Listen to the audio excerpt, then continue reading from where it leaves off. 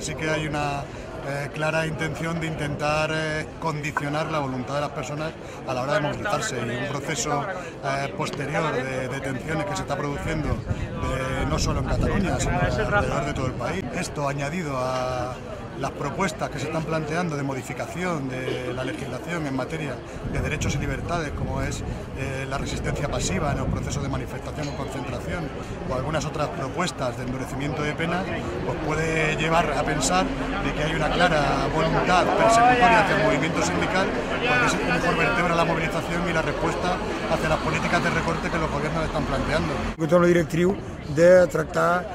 tots els casos que hi ha hagut a la manifestació del 29 de març, de tractar-los per igual. I s'han tractat per igual els enderuts que hi ha hagut a la manifestació o posteriors a la manifestació del 29 de març a Barcelona, amb les que hi ha hagut en els piquets informatius a la vaga del 29 de març, que no es poden tractar tots per igual.